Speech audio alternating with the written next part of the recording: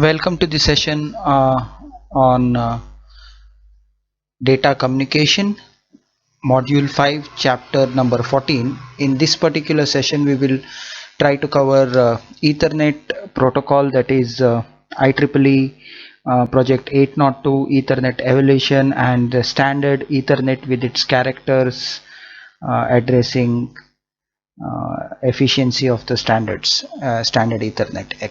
Thank you.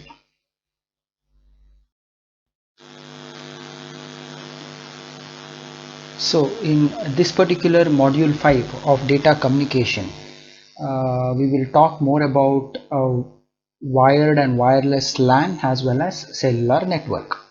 As the technology advanced in the society, the need of wired and wireless networking has become more and more essential.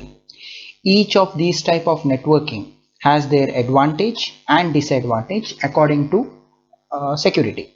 Wired networking has different hardware requirement, and the range and benefits are totally different when compared to wireless. Whereas in a wireless networking takes into consideration the range, the mobility, and several type of hardware component which are needed. Organization basically rely heavily on the ability to share information throughout its different parts of its organization, and it helps in also productive higher production level. Computer networks have allowed for this technology and are now part of almost every business.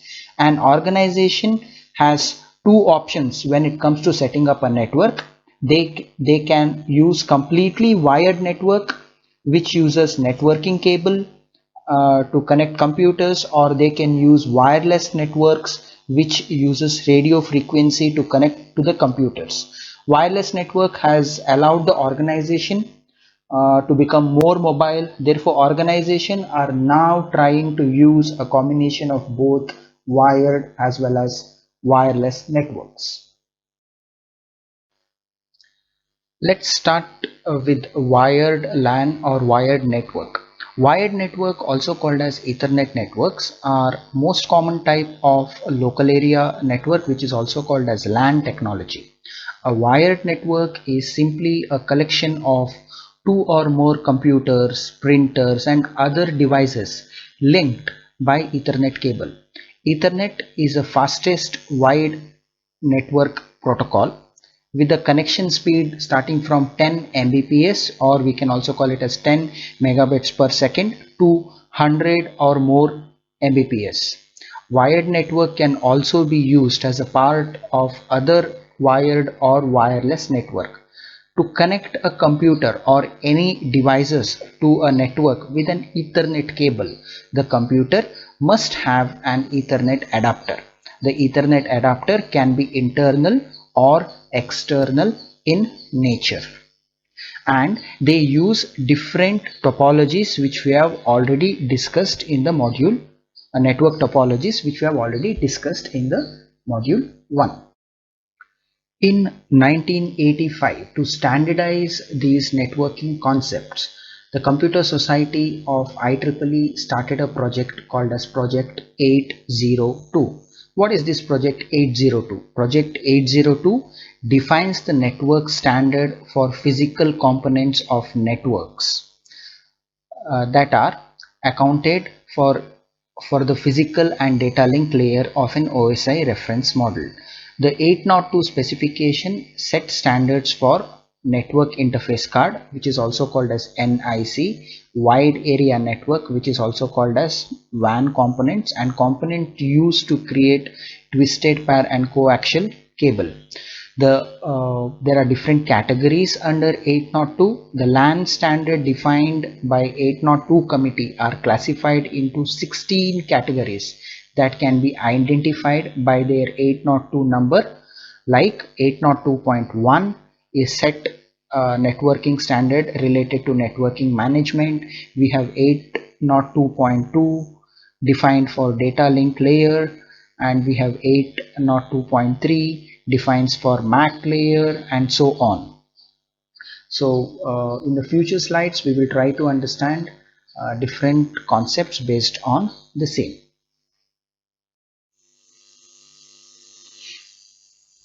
In this slide, let us talk about IEEE standard for LAN.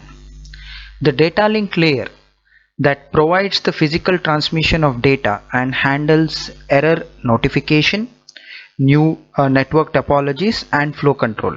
This means that data link layer will ensure that the message are delivered to proper devices on LAN using hardware addresses, and will translate the message from network layer into bits for physical layer to transmit.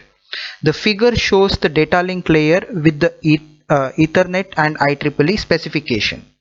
It is important for you to understand that routers which work in the network layer doesn't care at all about where the particular host is located. They, they are only concerned about where the network and are located and the best way to reach them. Data link layer that's responsible for actual unique identification of each devices that resides on the local network. For a host to send packets to individual hosts on a local network, as well as to transmit packets between routers, the data link layer uses hardware addressing. Each time a packet is sent between routers, it is framed with control informations at data link layer, but the information is stripped off at the receiving router and only the packet is left completely intact. IEEE Ethernet data link layer has basically two sublayers. The first one would be logical link control, that is LLC. We can also call it as 802.2. LLC is responsible for identifying network layer protocols and then encapsulating them. An LLC header tells the data link layer what to do with the packet once a frame is received. The second sublayer is media access control, or MAC. It is identified by 802.3. Defines how packets are placed on media. Contention media access is first come first served access where everyone shares the same bandwidth, hence the name. Physical addressing is defined here, as well as the logical topologies.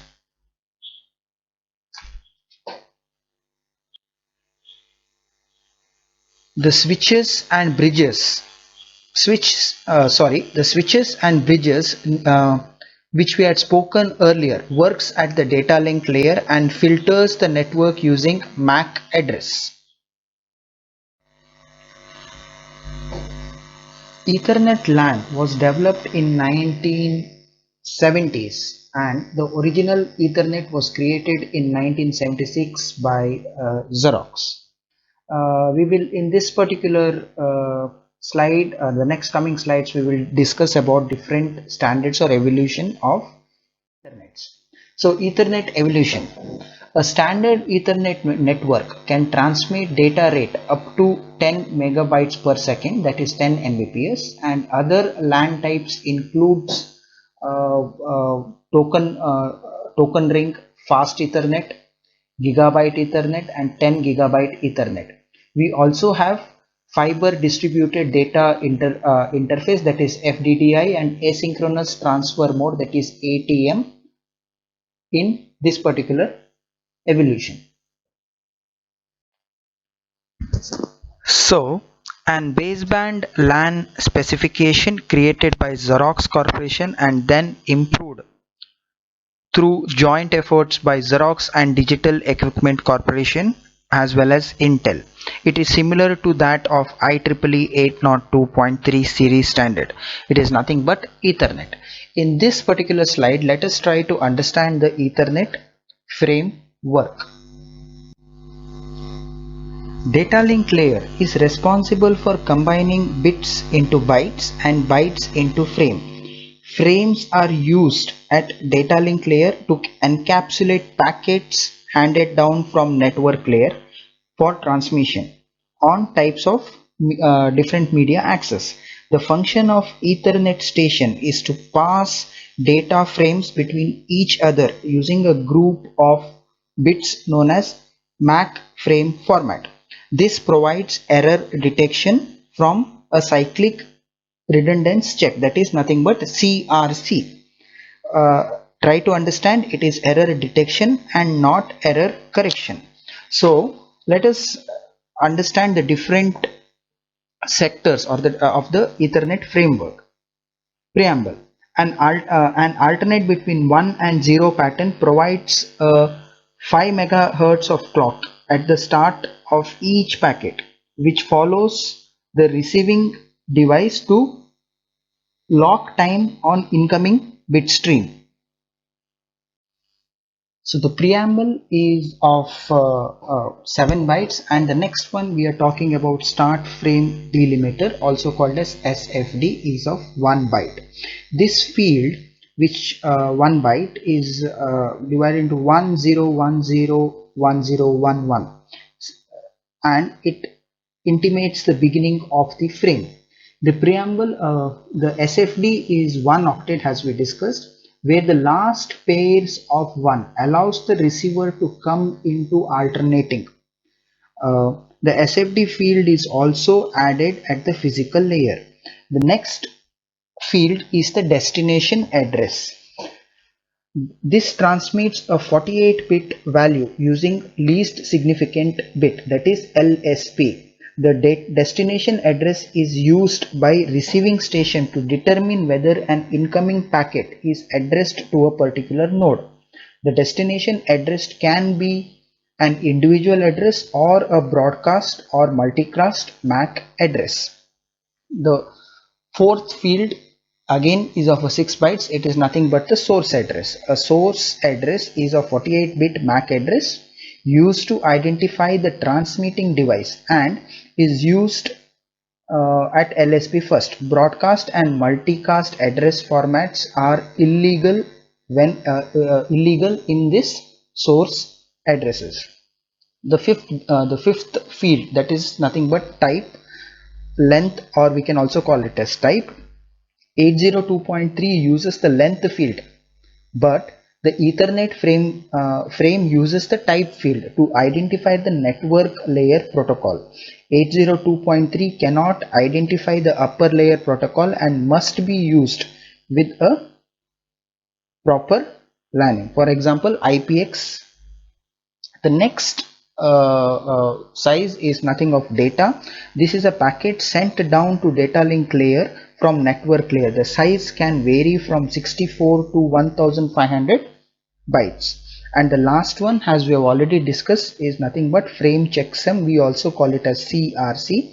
Frame checksum is a field at the end of the frame that is used to store the CRC, and it is used to check if there is any error.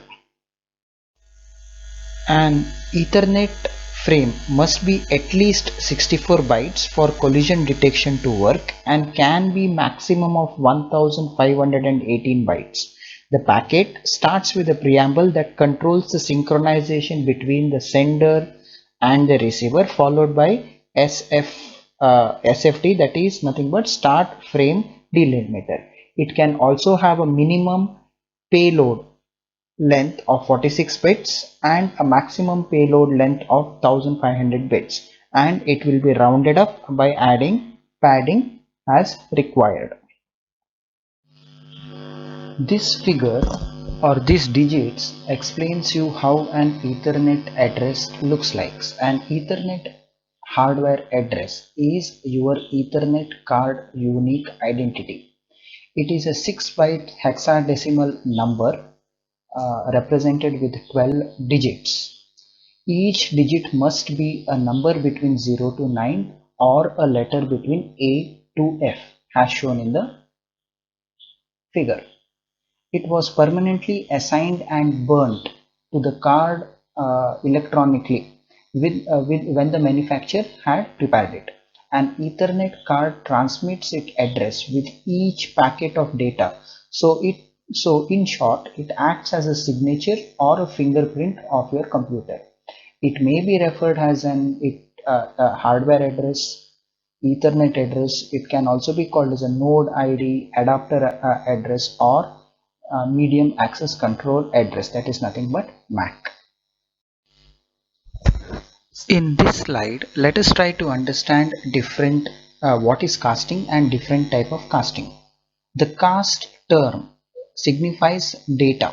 Some data is being transmitted to a recipient from a particular client or to recipients from particular clients over some communication channel that helps them to communicate. So let us see some of the casts. We have unicast, we have broadcast, and we have multicast. Now what is this unicast? This means this type of information transfer is useful when there is a participation of a single sender and a single recipient, that is a single receiver as well as a single sender. So in short, you can term it as one-to-one transmission. Just to give you an example, a device having an IP address, for example 10.1.2.0, is in a network wants to send the traffic stream or the data packet to a device with an IP address of 20.12.4 point something or 4.2 in the other network. Then unicast comes into picture. That is, the data is sent from one particular sender to one particular receiver.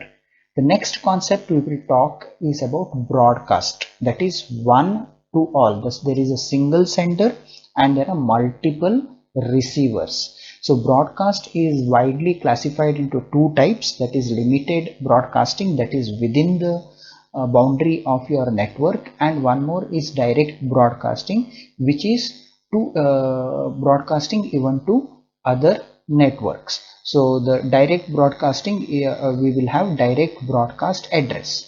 And the last one is multicast. In multicasting, one or more senders and one or more recipient participate in data transfer or data transfer traffic. In this method, the traffic reclines between the boundaries of unicast and the broadcast. Multicast lets the server directly signal the copies of data streams that is being generated, and it gets simulated and it is sent to many different hosts. So we also require support of additional protocols such as IGMP, that is nothing but Internet Group Management Protocol, or we can also rely on multicast routing as it works. Also a classful IP address, that is class D, is reserved for multicasting groups. The least significant bit of the first byte defines the type of address. If the byte is 0, the address is unicast, otherwise it is a multicast, as shown in the previous slide. That is, the Ethernet network uses two hardware addresses, which is identified as source address as well as the destination of each frame sent on Ethernet. If the destination address is used to identify the broadcast address, and if it is 1, that is sent to all computers on the broadcast domain, or it is sent to a specific set of computers on a specific domain. This is nothing but a multicast. This example over here will help us understand which type of cast it is. It is easy for an Ethernet switch to identify a broadcast frame because there will be only one universal known broadcast address, that is nothing but FFFF, or all binary ones. Therefore, it is easy for a switch to know these frames needed to be flooded out to all ports. In this example, option C is a broadcast address because there are all Fs. However, the IEEE has specified that the most significant bit of the most significant byte to be used for the purpose of identification. If it's 1, that means it is a multicast. If it is 0, it means that it is a unicast. So in this example, 4A, the binary conversion will be 1010, and the last most significant number is 0. So it is a unicast. Whereas the option B, 44 7 is 0 1 1 1. So, and hence it is a multicast. So, and router just needs to identify or look into the first two octets and identify whether it is a unicast or a broadcast or a multicast type of casting. An hexadecimal number as shown above is represented in its binary format. For example, 47 is nothing but 0 1 0 0. 7 stands for 0 1 1. And the next number, we will deal only with two of these. 2 0 would be, the binary representation will be 0 0 1 0, and 0 is represented by 0 0 0 0. Each station has its own MAC address filter in this case. The address is sent from left to right, and byte by byte for each byte. It is sent from right to left, bit by bit, as shown in the figure.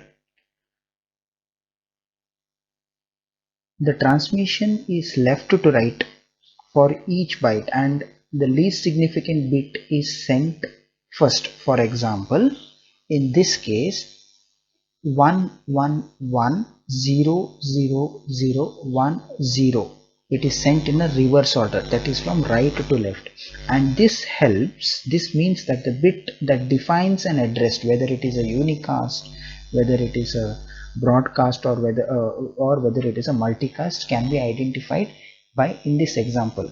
In this particular examples, it is a multicast, as 7 is nothing but 0 1 1 1. So the last bit is 1, hence it is a multicast example. So in this particular slide, let us try to understand the access method used by standard Ethernet using CSMA CD. So local area networks are typically shared by number of attached systems, as shown in figure A and figure B. Only one system at any time may use the network cable to transmit data. Let us take an example of figure A. An access method defines how a system gains access to the shared network in cooperative way, so its transmission do not interfere with the transmission of other system. Let's take an example. If in figure A, if system A wants to send some data to system D, first it has to assess the transmission medium, which is a connection between all these systems, and if there is no transmission and if there is no signal at that particular interval, only then the the system A will be able to send or transmit its data to its destination. Simultaneously, access cable is either prevented by using, how is it happening? It is prevented by using a token passing method or controlled way with carrier sensing and collision detection method, that is nothing but CSMA CD. So CSMA CD, that is carrier sense multi-access collision detection, carrier sending implies that the network node listens to the carrier tone on the cable and sends information when other devices are not transmitting. So what is this CSMACD? Let's look into that. CSMACD stands for carrier sense multi-access and collision detection. CSMA is a network access method used on shared network topologies such as standard Ethernet to control access to the network. Device attached to the network cable listens, that is carrier sense, that stands for CS, before transmitting.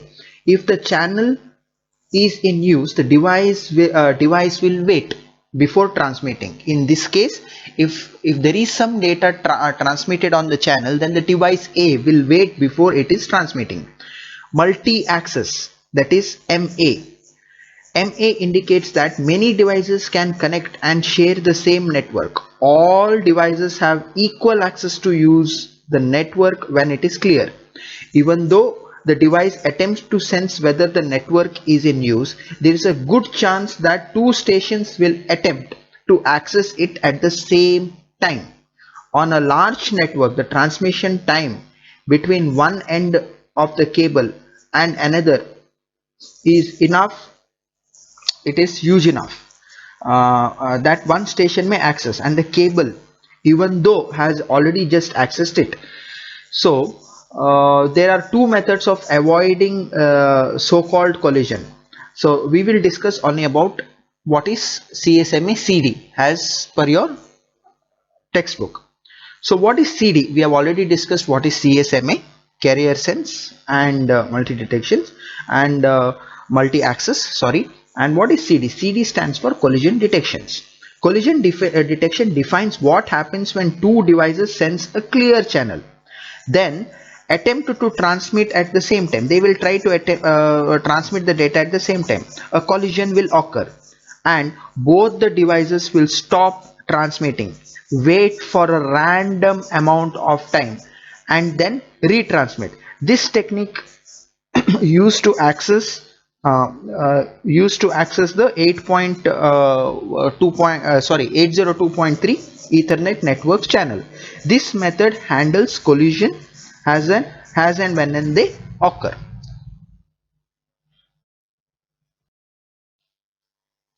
To understand the efficiency of a standard Ethernet, the efficiency of an Ethernet is defined as the ratio of time used by the station to send the data to the time the medium is occupied by this station. The efficiency of the standard Ethernet can be measured by efficiency equals to 1 by 1 plus 6.4 into alpha, in which alpha is the number of frames that fits in the medium, and it can be calculated by propagation delay by transmission delay. So there are problems associated with this which can be referred in the textbook, from the textbook.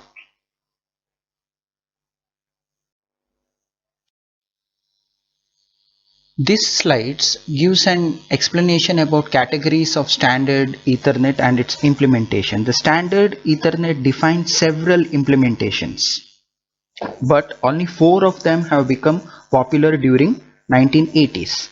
That is 10 base 5, 10 base 2, 10 base T and 10 base F. IEEE shortened identifiers, as mentioned earlier, has 10 base 5, 10 base 2, 10 base T and 10 base F. Includes 3 pieces of information. The number 10 at the front of identifier. 10 denotes the standard data transfer speed over this media. The 10 megabyte per second, that is nothing but 10 Mbps. Whereas the word base, a short for baseband. This is nothing but base stands for baseband. This part of identifier signifies the type of network that uses only one carrier frequency for signaling and requires all the network station to share it and use. The segment type or the segment length.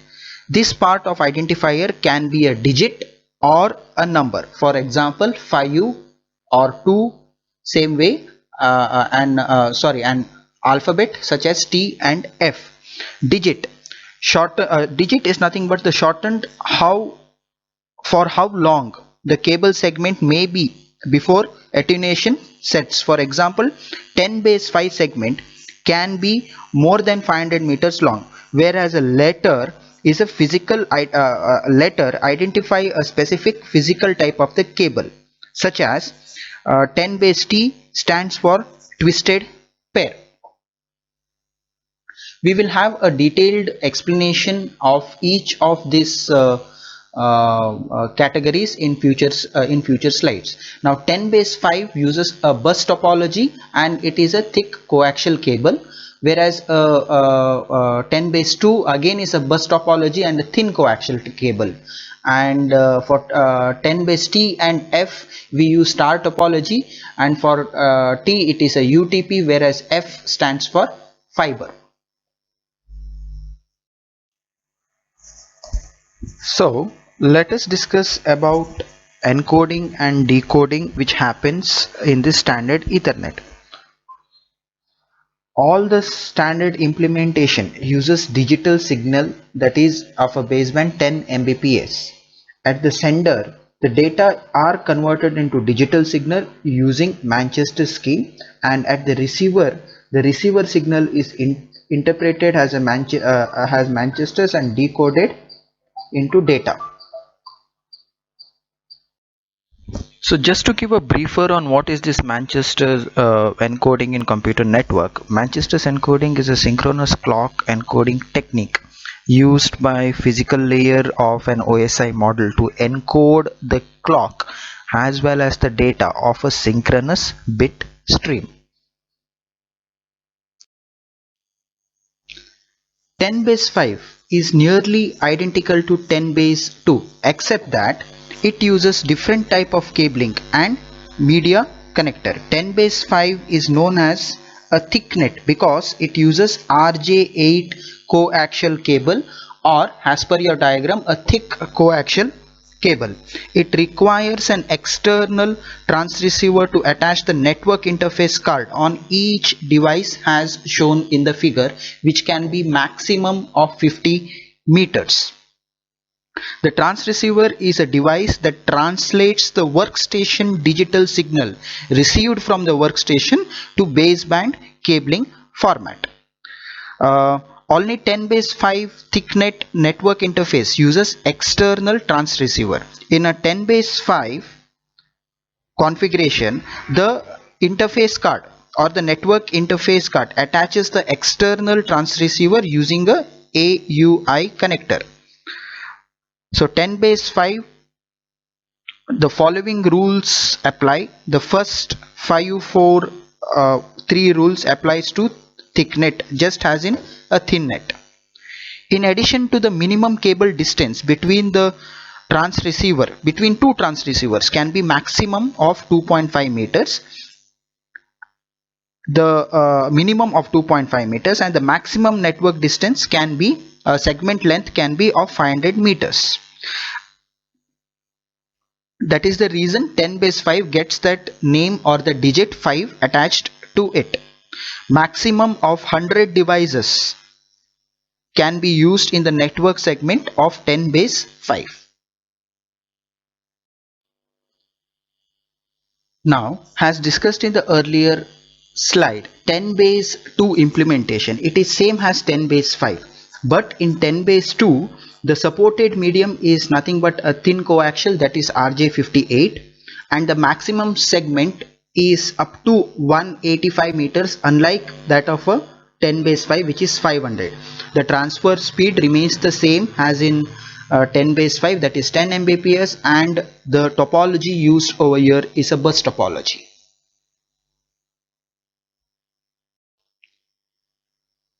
One of the most common type of Ethernet in use today is 10 base T. T stands for twisted pair. The particular implementation uses 4 pairs of UTP wiring, that is Cat5 and above, presently Cat3 and above, presently Cat5, using a RJ45 connector. Each cable is connected from each network device to the central hub in a physical star topology. Within the hub, the signals are repeated and forwarded to all other nodes on the network because it is logical bus topology.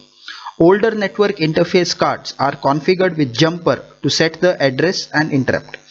Today's network interface cards can be managed through diagnostic problem or automatically configured themselves through plug and play technologies. We have already seen this in majority of the present day network devices. There is a limit of almost 1024 devices on an Ethernet segment, plus you can have a maximum of 1024 network segments also. 10 base F is implementation of Ethernet 802.3 over fiber optic cabling. 10 base F offers only 10 Mbps even though the fiber optic medium has the capacity for much faster data transfer rate. On implementation, one of the implementation of 10 base F is to connect two hubs as well as a connecting hub for workstations as shown in the figure. The best time to use 10 base F is in the wiring of a network from a copper to fiber optics. 10 base F is not often a permanent solution because the data rate is also low and the cabling also is an expensive in nature. Just to give a summary of standard Ethernet implementation of whatever we have discussed earlier, here is a table 10 base 5 which uses thick coaxial medium. Medium length would be maximum 500 meters, whereas 10 base 2 is a thin and 185 meters. 10 base T, which is twisted pair, uses 2 UTP which with 100 meters, and F uses 2 fiber. And the encoding behind this is Manchester's. This is a sum up or a summary of a standard Ethernet implementation. In next couple of slides, we will try to explain the changes in the standard. The 10 Mbps standard Ethernet has gone through lots of changes and several changes before moving to a higher data rate. These changes actually opened up road for evolution of different Ethernet concepts or to make it compatible with the higher data rates. So we will try to understand what is bridged Ethernet, switched Ethernet, and fully duplex Ethernet in the future slides. Let us try to understand how the sharing of bandwidth happens in a Ether network. In an unbridged Ether network, a total capacity would be 10 Mbps, which is shared amongst all the stations to transmit their respective frames. If only one station has frames to send, then and the other stations are dormant, then it benefits of a total capacity of 10 Mbps. But if there are more number of stations need to use the same network, then the capacity has to be shared. For example, if two stations have a lot of frames to send, they probably alternate the usage. When one station is sending, the other can refrain from sending. So in this case, the bandwidth might get scattered to 5 Mbps. So each station will be able to get only 5 Mbps bandwidth. In such cases, the bridge concept comes into place. The figure below shows two topologies with bridge and without bridge. In figure A, we see that there are 12 computers on a single medium of transmission, and all the 12 computers will be sharing that 10 Mbps line. But whereas in the second figure, we see that the 12 systems have been integrated and have been joined, or there is a bridge which is placed in between. In such cases, we can call it as a two segment. We have a segment 1 which is separated by a bridge and then connected to a segment 2. So in this particular scenario where a bridge is used, each of this segment will individually get 10 Mbps line. Now what is this bridge concept? A bridge is a computer network a bridge in a computer network is one kind of network device used to separate network into sections, or we can also call it as a segment. Every segment in the network is represented by collision domain that has a separate bandwidth. So in this case, each of the segment have approx 10 Mbps bandwidth, so that the network performance can be improved using a bridge.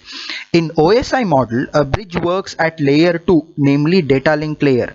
The main function is to examine the incoming traffic and examine whether the filter it to forward. Now, what is a working principle of a bridge? A working principle of a bridge is it blocks and forwards the data depending upon the destination MAC address, and the address is written into its the address which is written in its frame. In a computer network, bridge separates LAN into different segments, segment 1 and segment 2 as per your diagram, and a MAC address of all the PCs can be stored into a table. For instance, PC1 transmits the data to PC2, where the data will transfer to a bridge first. So the bridge reads the MAC address and decides whether to transmit the data to segment 1 or to segment 2. Therefore, the PC2 is accessible if the PC2 is accessible in segment 1, which means that the bridge transmits the data in segment 1 only and eliminates all connected PCs in segment 2. So this is nothing but a bifurcation of transmission medium. In case there is a PC1 from segment one PC from segment 1 wants to transfer the data to other PC in segment 2, then the bridge will identify the MAC address, understands that the system which is supposed to receive is in the segment 2, and then forwards it. So here the bandwidth is retained. Each segment will have its 10 Mbps bandwidth. What is collision domain? As discussed earlier, the collision domain defines the set of devices on which their frames would collide. It is a network segment connected by shared medium or using repeaters where a real-time data transmission collides. The collision domain applies even for wireless networks. Now in the diagram, or sorry, in the figure which you see, in the first one, it's without a bridge, and there can be a huge collision when all the 12 devices start to transmit. Okay, but whereas when we use in the second diagram, we have used a bridge, and all the systems have been divided into different domains or segments. Hence, the collision will be comparatively lesser. Let us try to understand what is a switched Ethernet. The idea of a bridged LAN can be extended to a switched LAN. So instead of having 2 to 4 networks, why not have a N network, that is N number of stations on the LAN? If we can have multiple port bridge, why not have a N port switch? So the switched used to build such networks, which are often referred as L2 switches, are widely used in campus as well as enterprise networks. They were commonly referred as bridge because they were used as a bridged Ethernet earlier. So in the diagram, we see that there is a switch which has n number of ports, and each domain or each system is directly connected to these ports. The communication in this regards will be more easier, and it will have a better bandwidth. As discussed in the previous slide, in the Ethernet switching, each card coupler is directly connected to switch Ethernet, which is responsible for redirecting the frame to the right direction. In continuation, let us try to understand what is full duplex switched Ethernet. Full duplex is an optional mode of operation allowing simultaneous communication between pair of stations. The link between the station must use a point-to-point media segment such as twisted pair or fiber optic media. to provide independent transmit and receive data. With full duplex mode enabled, both the station can simultaneously transmit and receive, which doubles the aggregate capacity of the link.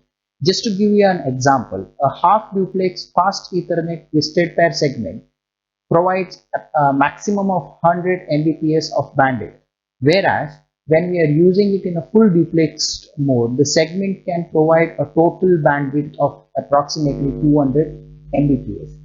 The diagram clearly shows a fully duplexed switched Ethernet concept where the data can be transmitted and received parallelly. So in this particular session, we have discussed basically we have discussed about Ethernet protocols and what is IEEE project 802. We have seen the evolution of Ethernet through 4 generation, that is standard Ethernet, uh, uh, fast Ethernet, gigabyte and 10 gigabyte Ethernet, and we also discussed standard Ethernet with its characteristics, and how the addressing is done and the access method. In the next slide we will continue with the different categorization of standard Ethernet. Thank you.